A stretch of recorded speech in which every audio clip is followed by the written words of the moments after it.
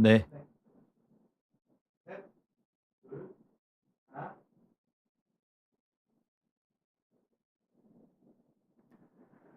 안녕하세요. 저는 강남역에서 보아치과라는 치과를 운영하고 있는 치주과 전문의 박정현입니다. 오늘 제가 말씀드릴 내용은 임플란트 주위염에 대한 이야기입니다. 이미 임플란트를 하신 분들 또는 임플란트를 해야 해서 치과에 지금 가서 알아보고 계신 분들 모두 다 그 임플란트 주위염에 대해서 이미 많이 찾아보시고 하셔서 많이 알고 계시긴 하겠지만, 한번 다시 정리하고 만약에 궁금하신 점이 있으시다면 채팅창에 댓글창에 그냥 실시간 올려주시면 제가 강의를 하다가도 바로바로 답을 드리고 하도록 하겠습니다. 자, 치과에 임플란트를 하러 오신 많은 분들이 일단 제일 많이 궁금해하시는 것들이 공통적으로 있는데, 첫 번째는 일단 가격이죠. 네, 임플란트든 뭐든 치과 치료 자체가 비용이 많이 드니까 일단 목돈이 들 수 있기 때문에 이게 치료비가 얼마나 나올까에 대한 것들이 제일 궁금하시고, 또 한 가지는 아플까? 네, 치과 치료라는 게 워낙에 무서우니까. 저도 치과 의사이지만 저도 인제 스케일링도 받고 관리도 받아야 하는데, 저희 직원들한테 스케일링 받으려고 저희 치과 체어에 누웠을 때 너무 무섭더라고요. 네. 스케일링만 해도 무서운데 사실 수술해야 된다고 치과 체어에 눕는 분들은 정말 많이 무서우실 것 같아요. 그래서 아픈가에 대한 질문이 많고, 그럼 당연히 최대한 안 아프게 해 드려야 될 것이고, 세 번째로 또 많이 하시는 질문이 임플란트 얼마나 오래 쓸 수 있나요? 왜냐하면 내가 앞에 얘기한 것처럼 비용도 많이 들여서 임플란트를 하게 되고, 또 무섭지만 참고 임플란트를 받는데, 이게 하고 얼마 못 쓰다가 또 문제가 돼서 또 해야 된다거나 오래 못 쓴다거나 이런다면은 상당히 속상하니까, 임플란트 한번 하면 오래 쓰고 다시 안 하면 좋으니까 "얼마나 오래 쓸 수 있나요?"에 대한 질문도 참 많이 하십니다. 결국은 임플란트가 그렇게 오래 쓰려면 문제가 안 생겨야 하는데, 임플란트라는 것도 한 번 해 두면 영구적으로 아무 문제 없이 쓸 수 있는 게 아니기 때문에, 어떤 문제가 생길 수 있는지도 좀 이야기를 해 보겠습니다. 임플란트에 생길 수 있는 그 문제의 대표적인 것 중에 하나가 인제 오늘 말씀드릴 이런 염증, 임플란트 주위염이라고 하는 것이고요. 또 한 가지는 염증이라기보다는 힘에 의해서 생길 수 있는 문제가 좀 생길 수 있습니다.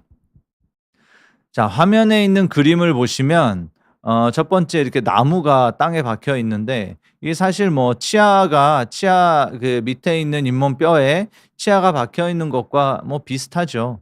그래서 나무가 이렇게 땅에 박혀 있을 때 이 나무가 만약에 이 옆으로 쓰러질 수 있는 방법이 뭐가 있냐 하면은, 이 뿌리가 박혀 있는 밑에 있는 땅에 있는 흙이 막 이렇게 유실돼서 어 흙이 없어지고 땅이 약해지면 이 나무가 뿌리채 옆으로 쓰러질 수 있겠죠.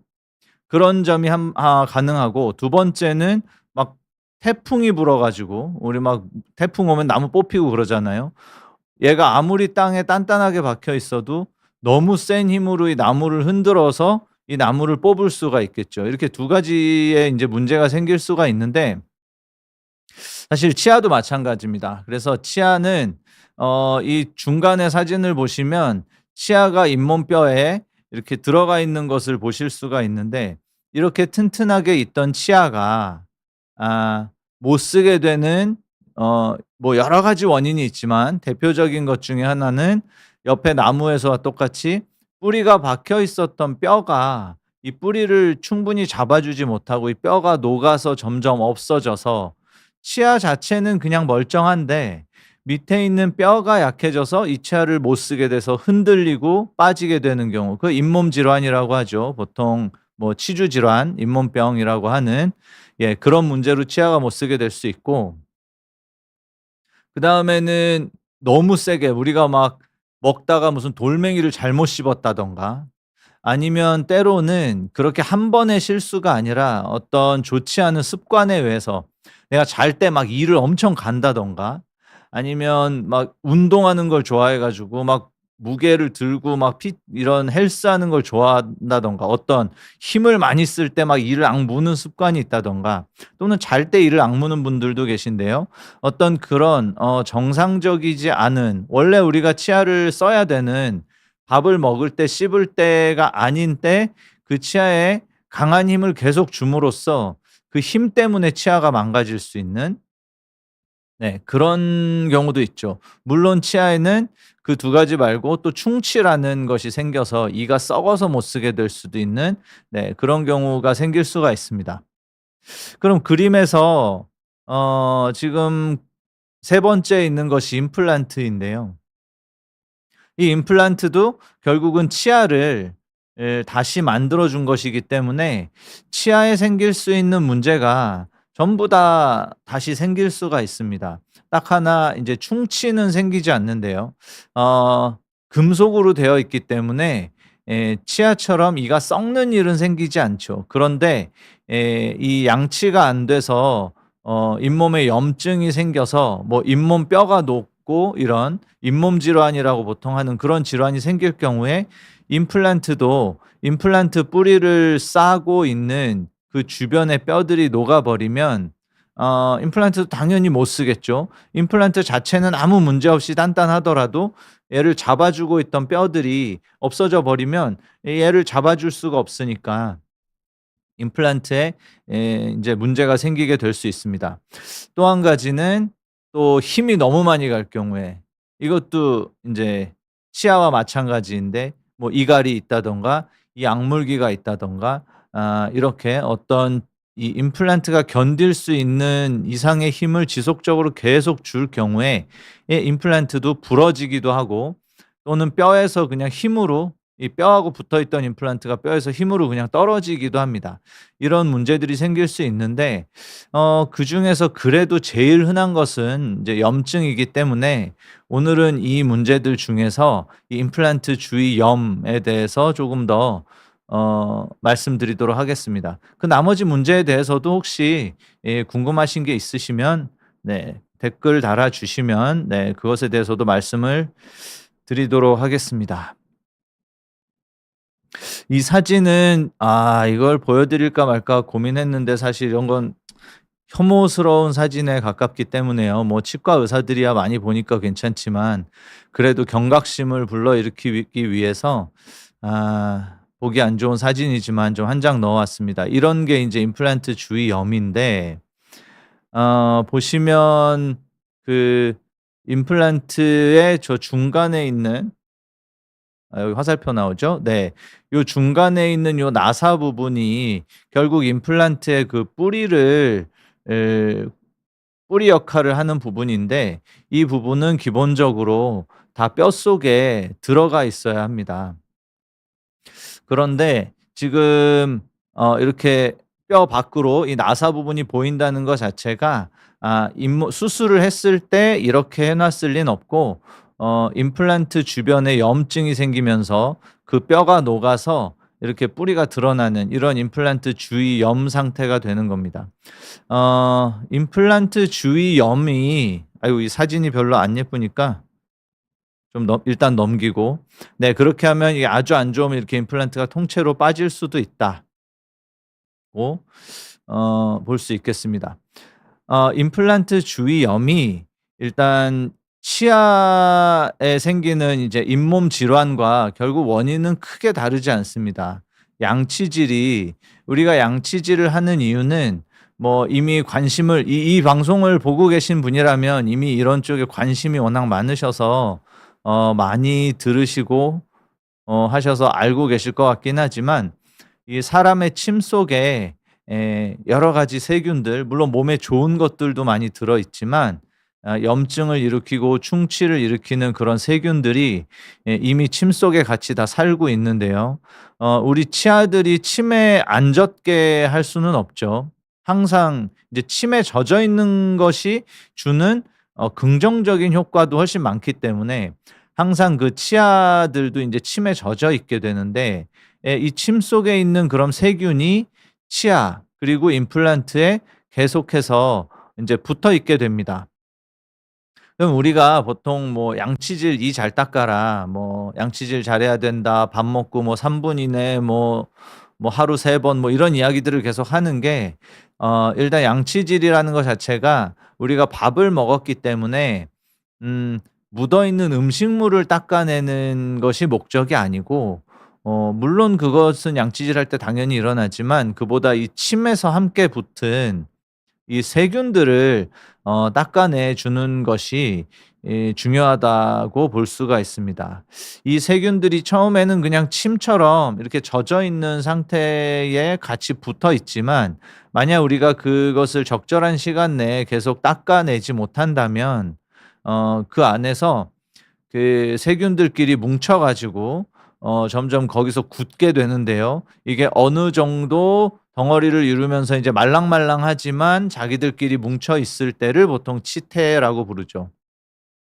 플라그라고도 하고 뭐 그 플라그 또는 치태라고 불리우는 그런 세균 덩어리가 먼저 생기게 되고 이때는 그래도 칫솔로 열심히 문대서 다시 양치질을 잘하면 이 치태나 플라그는 떼어낼 수가 있습니다. 그런데 얘네가 쪼끔 더 양치질이 안 돼서 어 안 되면 이 침 속에 있는 어떤 또 다른 성분들과 결합을 해서 굳어 버립니다. 돌처럼 점점 단단해지고 하게 되는데 인제 그것이 바로 인제 치석이라고 할 수가 있죠. 그런데 이 치석은 결국 이 지금 얘가 묻은 데가 치아든 임플란트든 그것은 구분하지 않죠. 그래서 이것은 치아에도 일어날 수 있고 임플란트에도 일어날 수 있는데요. 그렇게 붙은 치석이 결국 염증을 계속 그것들이 세균이기 때문에 염증을 지속적으로 일으키게 되고 그것이 오래되면 그 염증이 밑에 있는 잇몸 뼈를 녹이게 됩니다. 네. 지금 강의 중간이기는 하지만 질문이 들어와서 먼저 한번 답변을 드리도록 하겠습니다. 아이스 라떼 님이 질문해 주셨는데요. 질문은 잇몸이 점점 올라가는 게 느껴지고 50 대이시고요. "잇몸 관리를 어떻게 하면 좋을까 자세히 알려주시면 감사드리겠습니다." 네. 일단 "잇몸이 점점 올라가는 게 느껴져요."라고 말씀하시는 거 보면 아직 뭐 이렇게 되게 불편하시지는 않은 것 같습니다. 그냥 눈으로 봤을 때 '잇몸이 점점 올라간다.'라고 느껴지시면서 '이게 뭔가 치아에 안 좋은 게 아닐까? 그냥 둬도 될까?' 걱정이 되셔서 아마 질문을 하신 것 같은데요. 잇몸이 올라가는 것은 현상이고 잇몸이 올라갈 수 있는 원인은 너무 여러 가지가 있습니다. 여러 가지가 있어서 일단 그 대표적인 첫 번째 원인은 지금 말씀드리고 있었던 이 잇몸의 염증이죠. 치주 질환. 네, 임플란트 주위에 생기면 임플란트 주위염, 치아 주위에 생기면 치아 주위염, 치주염이라고 하는 염증인데요. 이 염증이 생길 경우에 좀 전에 제가 뼈가 녹는다고 말씀을 드렸죠. 이 밑에 있는 뼈가 잇몸뼈가 녹게 되면 우리가 잇몸이라고 지금 이야기하는 그 "잇몸이 올라가요."라고 할 때 말하는 이 잇몸은 그 살이죠, 살. 그 치아 겉을 덮고 있는 치아와 뼈의 겉을 덮고 있는 그 말랑말랑한 보통 뭐 연조직이라고 부르는 그 살을 말하는데요. 이 살은 딱딱한 뼈 위에 그냥 덮어져 있는 그 보호막 정도라고 생각을 하면 되죠. 그래서 뼈 위에 덮여 있는데 이게 뼈가 녹아서 뿌리 쪽으로 이게 "올라간다."라는 표현을 우리가 보통 쓰는데요. 어쨌든 뿌리 방향으로 아래 치아 같은 경우는 내려간다고 볼 수도 있으니까 뿌리 방향으로 뼈가 녹아서 없어지면 그 위를 덮고 있던 이 잇몸 살은 같이 내려가게 됩니다. 그래서 잇몸 염증 자체가 이 잇몸이 지금 올라가거나 내려가거나 뿌리 쪽으로 움직이는 그러니까 이의 뿌리가 좀 더 드러나고 하는 이런 방향으로 움직이는 원인이 잇몸의 염증이라면 그러면 잇몸 관리는 어 말은 쉬운데 양치질 잘하면 되죠. 그런데 이미 이 치주염이라는 이런 뼈가 녹을 정도의 염증이 생겼다면 치석이 우리가 칫솔을 가지고 닦을 수 있는 위치에 있지 않습니다. 잇몸 속에 들어가 있기도 하고요. 약간 뼈에 가까운 곳까지 치석이 이미 들어가서 염증을 일으키고 있기 때문에 일단은 치과에 가셔서 그 안에 염증을 일으키고 있는 그 원인들을 좀 깨끗하게 싹 없애 줘야 합니다. 이미 내려가 버린 잇몸을 다시 올릴 수 있는 경우도 있고 없는 경우도 있는데, 일단은 지금 상태에서 계속 내려가는 걸 막아 주어야 하기 때문에 잇몸을 치과에 가서 잇몸 치료, 스케일링 및 뭐 보통 잇몸 치료라고 불리우는 그런 치석과 치태를 제거하는 치료를 받으시고, 그 이후에는 다시 지금 양치질 하시는 방법이 물론 열심히 하시겠지만 무언가 부족하기 때문에 염증이 계속 생길 수 있어서 양치질 방법에 대해서도 교육을 받으시고 그걸 개선하신 이후에 또 정기적으로 검진을 계속 받아서 관리하시는 게 제일 좋고요. 잇몸이 올라가는 게 이제 너무 지금 답이 길어지고 있긴 한데, 잇몸이 올라가는 게 제가 두 가지, 아까 치아에서도 가장 대표적으로 일어나는 게 염증 그리고 힘이라 그랬잖아요. 이게 힘에 의한 문제에서도 잇몸이 올라갈 수가 있습니다. 내가 양치질을 엄청 잘하고 있는데 이런 플라그와 전혀 상관없이 막 이갈이가 있다든가 단단한 거 좋아한다든가 그래서 치아에 힘이 많이 가면 그 힘에 의해서 그 치아와 잇몸의 경계 부위들이 조금씩 깨지기도 하고요. 그게 깨지면서 이 잇몸이 이 뿌리 쪽으로 이렇게 내려갈 수도 있습니다. 이런 게 원인이라면 사실 스케일링과 양치질이 답이 되진 않고, 그때는 그게 원인이라면 어떤 마우스피스를 끼운다든가 힘이 많이 가는 그런 것들을 좀 컨트롤해 주는 치료가 필요한데요. 결국은 원인을 알아야 하기 때문에 치과에 한번 가셔서, 뭐 결국은 치과가라고 하는 게 되는 것 같긴 한데, 치과에 한번 가셔서 정확한 원인을 찾아서 치료를 하시고 관리를 하시는 게 좋으실 것 같습니다. 네. 또 다음 질문이 올라왔는데요. 사무실 은따님, 네. 평소에 양치질 소홀하게 하고 치아를 녹이는 탄산음료 같은 것을 많이 마셔서 치아랑 잇몸 상태가 너무 안 좋은데요. 이 상태에서 스케일링을 하면 잇몸에 피가 엄청 많이 날 것 같고 잇몸이 많이 내려앉을 것 같은데, 그래도 꼭 스케일링을 해야 하나요? 지금도 잇몸 때문인지 치아 사이사이가 빈 곳이 생겨서 잇몸 상태가 너무 안 좋아요. 치주염인가 치은염 같은데. 네. 앞에 말씀드린 내용과 거의 비슷하긴 한데요. 결국은 지금 상태에서 잇몸에 염증이 많이 있기 때문에 당연히 스케일링을 하면 피가 납니다. 뭐 엄청 많이 나진 않고요. 엄청 많이 나진 않지만 염증이 있는 곳을 깨끗하게 하기 위해서 살짝살짝 건드리면 피가 날 수밖에 없긴 합니다. 왜냐하면 우리가 칫솔질만 해도 피가 날 것이기 때문에 날 텐데, 그 피 난다고 해서 우리가 무슨 막 건강에 이상이 생기거나 그 피로 인해서 수혈을 받아야 된다거나 어떤 그런 심각한 상황이 오진 않습니다. 예. 그래서 걱정하지 마시고 일단 스케일링은 당연히 받으셔야 되고요. 스케일링을 받고 나면 잇몸이 많이 내려앉을 것 같다. 네. 그것도 맞는 말입니다. 왜냐하면 염증이 있을 때는 살이 어떻게 되죠, 잇몸이? 부어오릅니다. 우리가 모기에 물려도 그 부분이 이렇게 살짝 부어오르잖아요. 염증이 있으면 이렇게 붓게 되는데, 뼈가 녹아서 내려간 만큼 잇몸도 따라서 내려가지만 염증이 있는 경우 좀 붓는 것에 의해서 좀 덜 내려가는 효과가 있다가, 이걸 스케일링을 해서 깨끗하게 해 주면 염증이 없어지니까 붓기가 가라앉겠죠. 붓기가 가라앉으니까 당연히 잇몸이 지금보다 좀 더 내려가는 효과를 보일 수 있습니다. 그렇지만 아 지금 스케일링을 하거나 잇몸 치료를 해서 깨끗하게 하지 않으면 안에서 뼈는 더 내려갈 거고요. 그러면 나중에는 잇몸이 더 많이 내려가겠죠.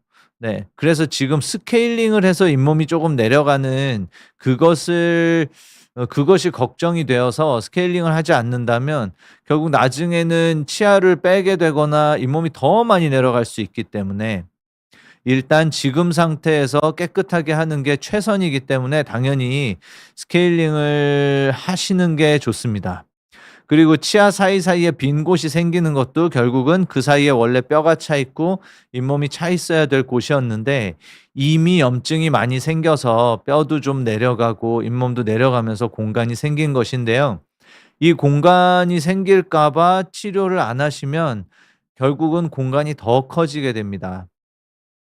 그래서 스케일링, 잇몸 치료 지금 받으셔서 어 물론 지금 부어 있는 게 가라앉으면서 쪼끔 더 공간이 커지긴 하겠지만 그 공간을 거기서 멈추게 하는 게 최선이기 때문에 일단 거기까지 깨끗하게 해 놓고 나서 그다음에 만약에 내가 치아 사이에 공간이 보기가 안 좋은 데가 있다.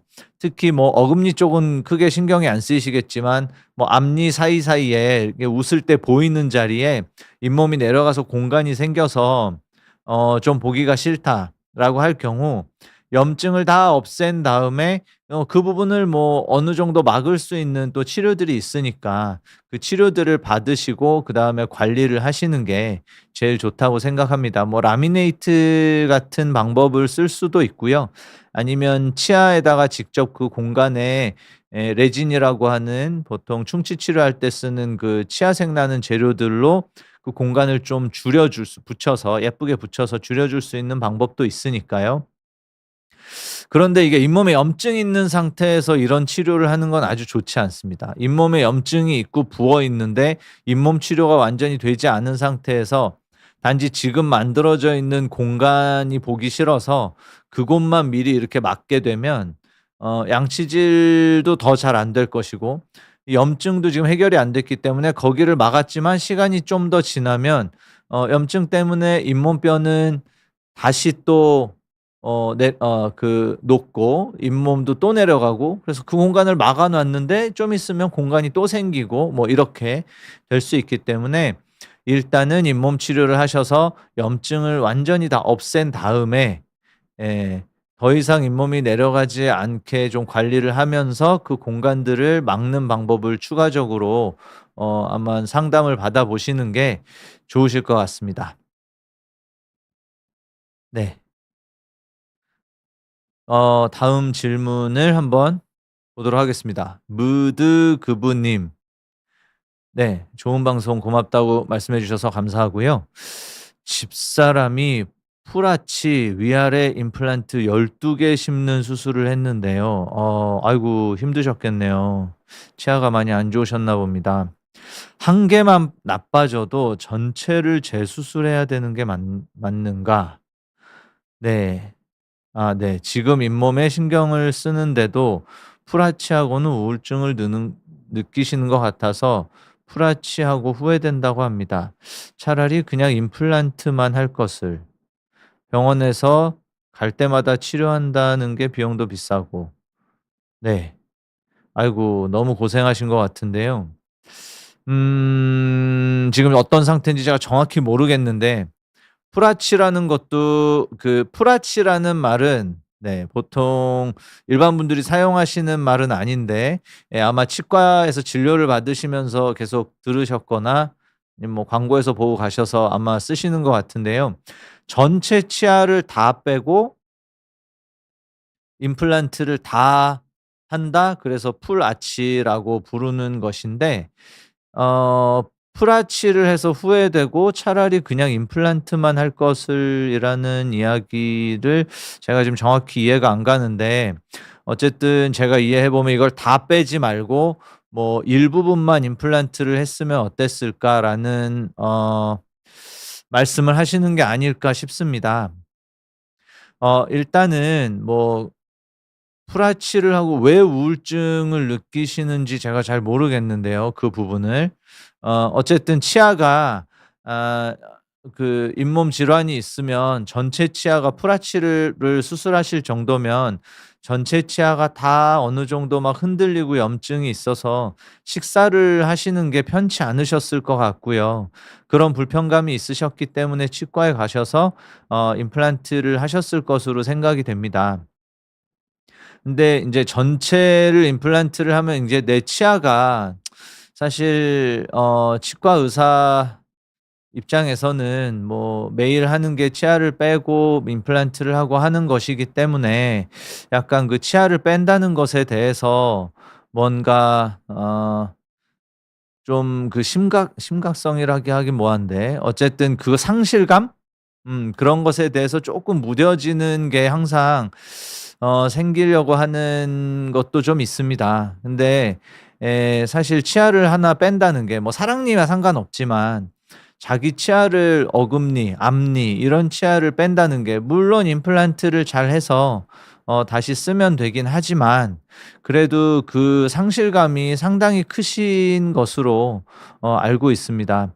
근데 전체 치아를 아마 한 번에 다 빼셨으니까 이게 '불편함이 있다.'라는 것과는 별개로 아무래도 그 상실감에서 오는 우울증이 좀 많이 있으신 것 같은데요.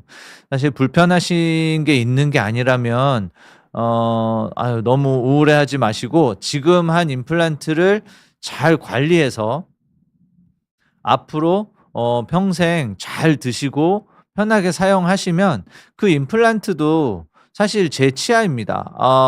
뭐 환자분들이 오셔 가지고 임플란트 많이 하신 분들이 이 인제 엑스레이 앞에 띄워 놓고 정기 검진하러 오셨을 때 엑스레이 보면 임플란트가 막 있는 걸 보시면서 "아이고 내이는 하나도 없네." 뭐 이런 이야기를 하시는 분들이 좀 계신데 임플란트도 치아입니다. 네. 임플란트도 치아고 그 치아를 잘 인제 식사하시고 관리하려고 만들어 놓은 인제 세 번째 치아죠. 어렸을 때 나는 유치가 인제 첫 번째 치아고 그 뒤에 한번 빠지면서 영구치가 나게 되죠. 우리가 한 6 살부터 이렇게 중고등학교 다니면서 치아가 다 바뀌면서 두 번째 치아를 한다면 임플란트도 세 번째 내 치아이기 때문에 '아 이거는 뭐 내 치아가 아니다.' 이렇게 생각하지 마시고 너무 우울증을 안 느끼셨으면 좋겠습니다. 뭐 이런 말이 도움이 될지는 모르겠지만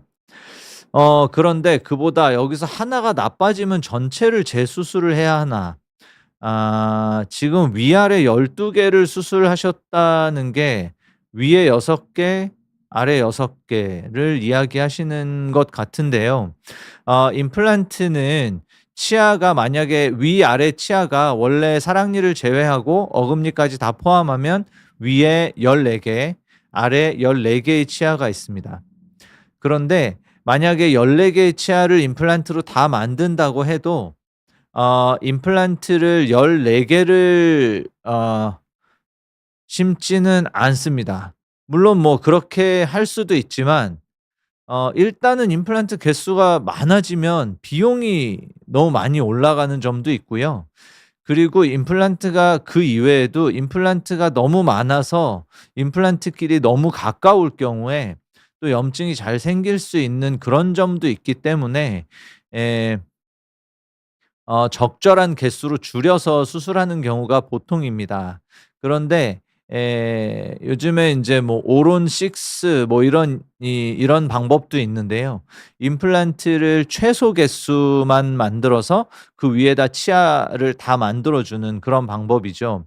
그러면 예를 들어서 위에 이가 뭐 14개 중에 아마 오론 6만 한 12개 정도의 치아를 만들었을 텐데 12 개의 치아를 만들 때 임플란트를 6 개를 사용을 하게 되면 나머지 부위들은 뿌리는 없지만 그 뿌리들 사이사이에 다리를 놓듯이 쭉 연결을 하게 되는데 보통 6 개의 임플란트를 수술해서 그 이를 만드는 경우에 이 위에 있는 끼우는 이를 하나로 만드는 경우가 많습니다.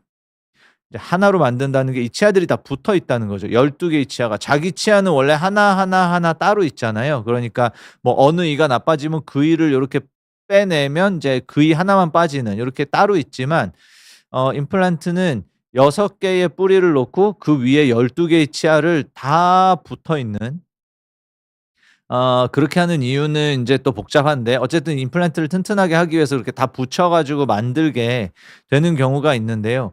그런 경우에 만약에 밑에 있는 그 임플란트 뿌리 6개 중에 1 개가 염증이 좀 심해졌다.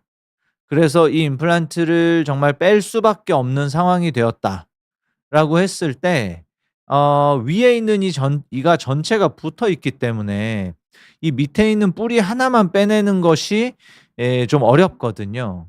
그래서 위에 있는 12 개의 치아를 다 이제 다 떼어내서 그 뿌리 하나를 빼내야 되는 건데요.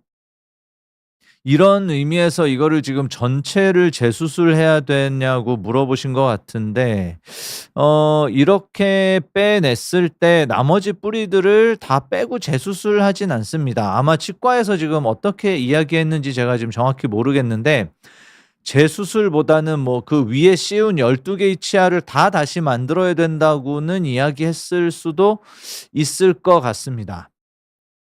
왜냐하면 인제 중간에 치아 임플란트가 하나가 빠져서 고 임플란트를 거기만 새 거를 하게 됐을 때 그 새 임플란트를 처음에 있는 임플란트와 똑같은 자리에 똑같이 수술하기는 거의 불가능하기 때문에 그 하나의 임플란트의 위치가 바뀔 것이고, 그러면 그 위에 끼워 놨던 전체 치아가 그 뿌리로 있는 전체 임플란트에 이렇게 한 번에 끼워지는데 그중에 하나의 기둥의 위치가 바뀌었기 때문에 그럼 이게 안 맞겠죠.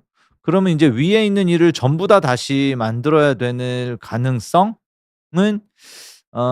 있을 수 있고요. 아마 그런 이야기를 하신 것 같은데 글쎄요. 제가 상황을 지금 정확히는 모르겠으나 만약에 제 환자가 그런 상황이 왔다면 어 이 뿌리만 빼내고 그냥 나머지 5 개의 임플란트에다가 지금 있는 치아를 그냥 끼워서 일단 써 보지 않았을까, 뭐 저는 그렇게 생각은 하는데 이거는 케이스마다 좀 다를 수가 있어서 제가 정확히 말씀드리긴 어려울 것 같습니다. 근데 어쨌든 한 개를 뺐을 때 나머지 임플란트들을 다 빼고 재수술해야 되는 건 아닙니다. 네. 염증이 있는 임플란트만 수술을 하면 될 것 같습니다. 네. 요 좀 너무 길게 설명드리고 어려운 문제였어서 다른 분들 이해가 되셨는지는 잘 모르겠습니다. 네. 그래서 결국은 우리가 임플란트, 그러면 이렇게 임플란트 주위 염이 이 어떻게든 생길 수가 있는데 그러면 일단 안 생겨야 되겠죠. 저도 앞에 그 질문하신 분들의 질문 중에 "임플란트 얼마만큼 쓸 수 언제까지 쓸 수 있나요?" 라는 질문이 상당히 많은데 저도 답을 드리고 싶어요. 뭐 10년 아니면 그냥, 저는 보통 그냥 답을 말씀드리면 저는 평생 쓰게 해 드리는 게 목표라고는 이야기합니다. 저는 제 목표긴 한데 그러면 제가 그걸 장담할 수 있느냐? 사실 그럴 수는 없죠. 이것은 앞에 임플란트나 치아에 생길 수 있는 그 문제의 원인인 양치질이라든가 아니면 막 과하게 힘이 가게 사용하시는 거라든가 이런 것들을 제가 다 컨트롤할 수가 없기 때문에 저는 평생 사용할 수 있게 해 드리기 위해 수술하고 치료를 했지만 그러지 못한 경우들이 생기기는 합니다. 근데 그럼 그렇게 안 되기 위한 방법은 결국 이걸 예방하는 게 중요한데요. 치아도 마찬가지고 임플란트도 마찬가지고, 그래서 이 스케일링과 정기 검진이 상당히 중요합니다. 임플란트에서는 훨씬 더 중요합니다.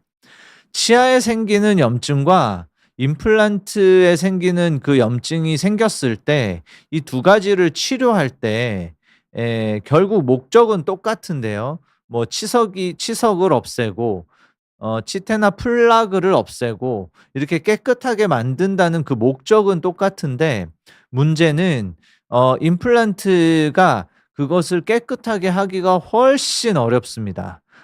왜냐하면 아까 그 보기 안 좋았던 사진 좀 한 번만 다시 보여 드릴게요.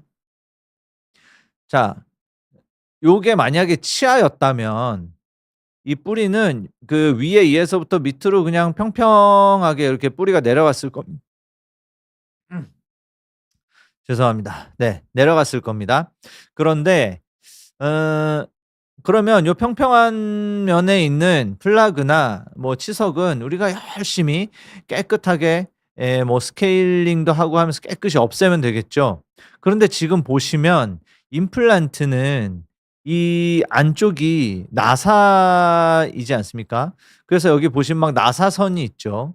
나사선이 있어서 여기가 울퉁불퉁한데 이 울퉁불퉁한 것뿐만 아니라 우리 눈에는 안 보이지만 이 울퉁불퉁한 이 표면은 현미경으로 보면 엄청나게 거칩니다. 왜냐하면 임플란트는 뼈에 집어넣었을 때 뼈하고 임플란트가 단단하게 붙게 하기 위해서 이 표면이 반질반질한 데는 잘 안 붙잖아요. 우리가 뭐 본드를 가지고 뭘 붙여도 막 이렇게 유리같이 막 반질반질한 데는 잘 안 붙잖아요, 뭐가.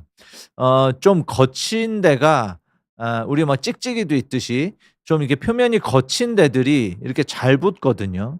그래서 여기 표면을 거칠게 해서 표면의 그 면적을 넓혀서 뼈가 좀 단단하게 붙게 하기 위해서 새로운 임플란트가 개발될수록 표면을 더 거칠게 만듭니다. 그래서 그게 임플란트가 뼈하고 붙는 데는 도움이 되지만 만약에 이렇게 염증이 생겨서 뼈 위로 이 뿌리 부분에 거친 표면 나사 부분이 이렇게 노출되었을 경우에 이 사이에 들어간 그 플라그 결국 그 세균들을 닦아낸다는 것이 뭐 쉽지 않습니다. 네. 치아처럼 닦을 수가 없어요. 그래도 아무것도 안 할 수는 없기 때문에 여러 가지 방법을 써서 최대한 닦아냅니다. 최대한 닦아내지만 치아보다 다시 염증이 생기는 확률도 높고 염증이 잘 멈추지 않고 계속되는 확률도 치아보다 임플란트 쪽이 훨씬 높기 때문에 그래서 임플란트 주위염이라는 것이 치주 질환보다 훨씬 그 치료하고 관리하기가 좋지 않습니다. 그래서 제일 중요한 건 아예 처음부터 저렇게 되지 않는 게 중요한데요. 그러면 안 불편할 때 뭘 해야 되겠죠. 그래서 불편하지 않을 때 정기적으로 스케일링을 받고 계속 깨끗하게 나도 집에서 당연히 열심히 양치질을 해야 되겠으나 뭐 저도 치과 의사라 뭐 책에 나온 모든 그 칫솔질법을 알고 막 좋은 칫솔도 알고 막 다 알지만 그렇게 닦아도 치석이 생깁니다. 그래서 저도 스케일링을 받는데 어 내가 아무리 열심히 닦아도 덜 닦이는 데가 분명히 있을 것이기 때문에 하나도 안 불편하겠지만 정기적으로 가서 계속 깨끗하게 해 주는 것이 이렇게 염증이 생기지 않게 하는 가장 좋은 방법인 것 같습니다. 뭐 유튜브를 많이 보다 보면 뭐 유튜브는 워낙 자극적으로 만든 제목들이 많기 때문에 뭐 이런저런 것들이 있지만 뭐 좋은 치과 고르는 방법 뭐 이런 영상도 많더라고요. 저 많이 안 봐서 안에서 무슨 얘기인지는 잘 모르겠는데 일단 임플란트를 하려면 걱정이 되니까 잘하는 데서 하고 싶으시잖아요. 그리고 당연히 비용도 저렴한 데서 하고 싶으실 거고 뭐 여러 가지 이런 기준들이 있을 텐데 가장 중요한 건 임플란트를 한 이후가 중요합니다. 임플란트 수술은 당연히 잘해야죠. 임플란트 수술을 잘한다. 임플란트 수술을 잘하지 못한다. 그거 말이 안 되는 것이고 수술은 당연히 잘해야 되고 수술을 잘한 이후에 문제가 생기지 않게 이 임플란트를 오랫동안 계속해서 편하게 평생을 잘 사용할 수 있으려면 이 임플란트 치료가 끝난 이후의 관리가 중요한데요. 이 뒤에 관리가 없다. 그걸 그 치과에서 미리 알 수 있을까 모르겠는데 예. 일단 임플란트가 끝난 이후에 그 관리하는 게 없으면 그건 좀 문제가 있다고 생각이 듭니다. 관리를 잘하는 치과를 찾으시는 게 저는 임플란트 잘하는 치과를 찾는 첫 번째가 아닐까 생각이 됩니다. 왜냐하면 내가 정기적으로 계속 관리를 하려면 그 임플란트 정말 잘 해 놔야 됩니다. 그 임플란트를 내가 해 놓은 게 자꾸 염증 생기고 뭐 문제 생기고 자꾸 불편하고 이러면 그 자체가 저한테 그거를 그 임플란트를 수술하고 관리한 의사한테도 엄청난 부담이 되거든요. 그럼 계속 뭘 해 줘야 되고 불편한 거 봐 줘야 되고 막 이러기 때문에 어 저도 제가 한 임플란트가 그런 게 안 생겨야 저도 좋거든요. 물론 그 임플란트 쓰시는 분은 더 좋지만 그래서 염증이 생기지 않게 잘 관리도 잘하고 처음에 수술하고 이 만드는 것도 아주 잘해 놓게 될 수밖엔 없습니다. 근데 인제 임플란트를 다 끝나고 난 다음에 "불편한 다음에 오세요." 뭐 이런 식이 되는 곳은 좋지 않습니다. 네. 왜냐하면 임플란트는 염증이 생겨도 불편하지 않습니다. 임플란트에는 신경도 없어요. 그래서 치아가 충치가 생기면 치아가 막 시려지죠. 그것도 인제 많이 썩어야 시려지지만 치아 속에 어쨌든 신경이 있어서 뭐 차가운 거 먹을 때 시리고 뜨거운 거 먹을 때 뭐 시리고 뭐 이런 것들이 생길 수가 있고, 그다음에 치아는 그 제가 안 좋은 사진을 계속 띄워 놨네요. 아이고 죄송합니다. 자, 중간에 요 사진을 보면 이게 지금 치아의 뿌리고요. 그리고 뿌리가 뼈하고 요 사이를 잘 보시면 붙어 있지 않죠. 네. 실제로 이렇게 붙어 있지 않습니다. 뼈하고 치아는 붙어 있지 않고 고 사이에 뭐 인대인데 결국 뭐 스프링 같은 걸로 연결돼 있다고 생각을 하셔도 됩니다.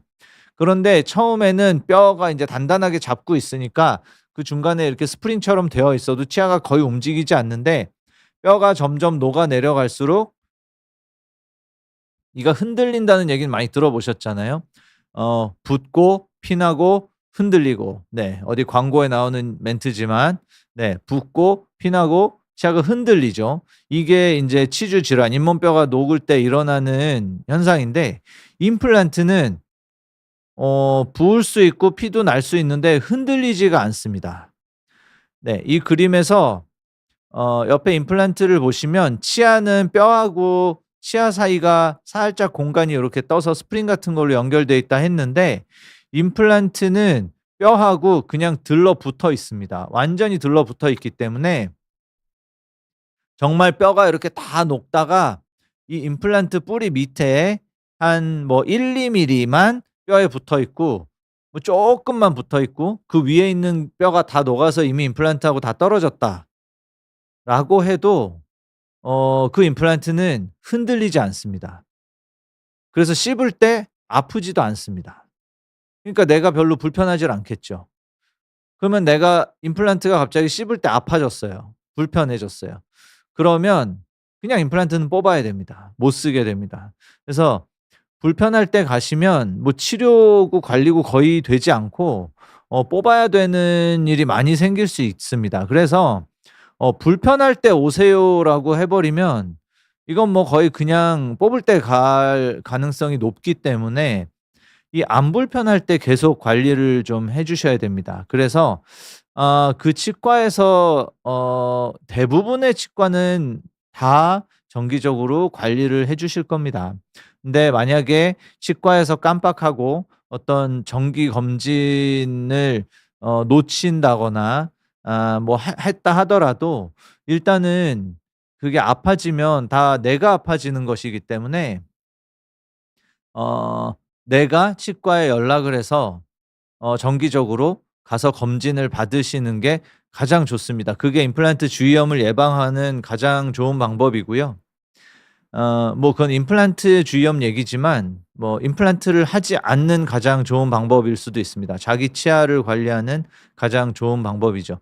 뭐 말로는 그냥 "정기적으로 스케일링하면 된다." 이렇게 쉬운 말이긴 하지만 그게 상당히 중요한 이야기라고 볼 수 있습니다. 그 간격은 저는 보통 어 정말 그 잇몸에 염증 없고 잇몸 상태도 좋고 이러시면 1 년에 한 번 정도 스케일링 하시면 된다고 인제 말씀을 드리고요.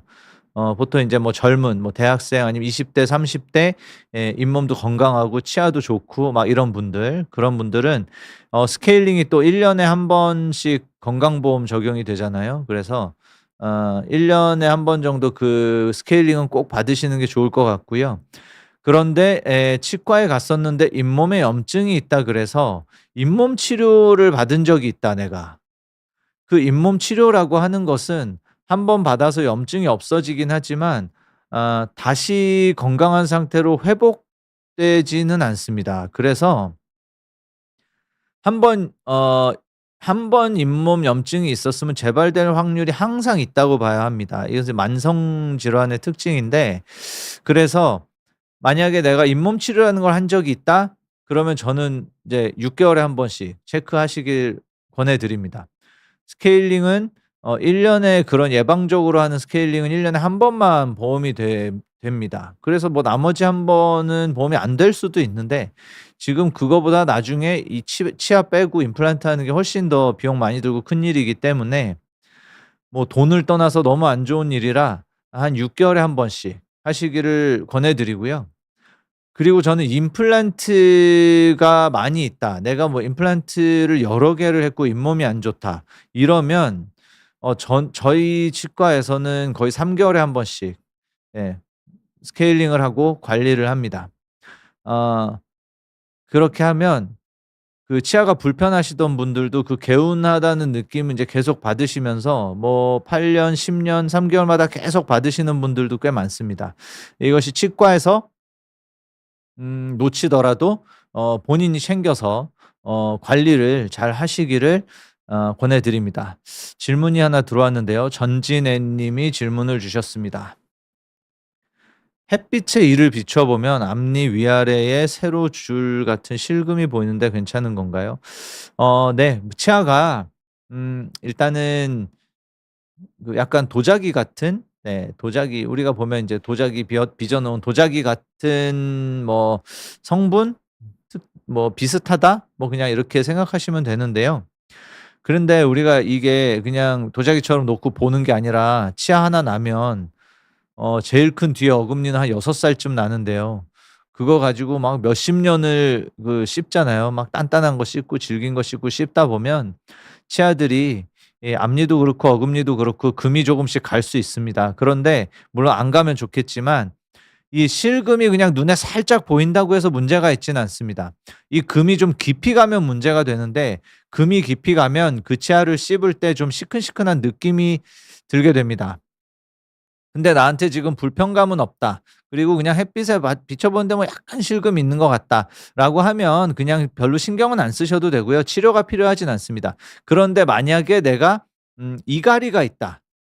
아니면 뭐 이를 악무는 습관이 있다. 아침에 일어나면 막 턱이 뻐근하다. 막 이런 증상이 있다면 그것은 이 금을 더 악화시킬 수 있는 그 가능성이 있기 때문에 그런 것이 있다면 치과 가서 인제 그것들을 좀 치료를 받는 게 좋으실 것 같고요. 그런 게 아니라면 그냥 뭐 실금 보이는 것만으로 너무 걱정하실 필요는 없습니다. 시간이 얼마 없지만 한 분 더 보겠습니다. 오지랖 왕자님이 올려주셨는데요. 시중에 치약을 보면 잇몸 전용 치약이 있는데 광고 보면 잇몸을 튼튼하게 해서 출혈 방지하고 치주염 예방해 준다고 하는데 진짜 효과 있는 건가요? 어 네. 뭐 효과가 없다고 할 수는 없습니다. 그 안에 들어있는 뭐 성분들이 뭐 사기고 이렇지는 않고요. 뭐 염증을 줄여주는 어떤 성분들 뭐 이런 뭐 잇몸에 좋은 성분들이 들어있는 것은 맞지만 음 그 성분들이 이 치석을 없애줄 수는 없습니다, 염증을 일으키는. 그래서 어 어쨌든 치석은 칫솔로는 없앨 수가 없기 때문에 물론 치태까지는 없앨 수 있지만 그래서 잇몸이 안 좋으신 분들이 뭐 잇몸 전용 치약을 쓰는 게 나쁠 건 없죠. 우리가 뭐 비타민을 매일 먹고 뭐 어떤 몸에 좋은 건강 보조 식품을 먹는 게 그걸 먹는다고 병이 낫진 않지만 그렇지만 뭐 병이 생기지 않게 인제 자기 몸을 관리하는 거니까 그거 드시는 거 자체가 뭐 나쁘다고 보지는 않습니다. 그래서 잇몸 전용 치약에 잇몸을 튼튼하게 해서 출혈을 방지하고 뭐 치주염을 예방하고 해 준다는 게 그냥 뭐 '효과가 전혀 없다.'라고 볼 수는 없지만 이것은 단지 인제 부가적인 효과일 뿐이고 일단은 양치질을 꼼꼼하게 잘하고 치과에서 정기 검진을 잘 받고 할 때 인제 부가적으로 조금 더 도움을 줄 수 있다 정도로 생각을 하시는 게 맞지 않을까 싶습니다. 네. 지금 인제 시간이 다 됐는데요. 제가 오늘 뭐 너무 급하게 막 말씀을 드렸는데 좀 도움이 되셨으면 좋겠고 임플란트를 이미 해서 쓰고 계신 분들 또 관리하고 계신 분들 또는 지금 임플란트를 해야 해서 고민하고 계신 분들 모두 인제 잘 받으시고 관리 잘하셔서 임플란트 한번 하시면 평생 문제 없이 잘 쓰실 수 있으면 좋겠습니다. 오늘 강의를 마치도록 하겠습니다. 감사합니다.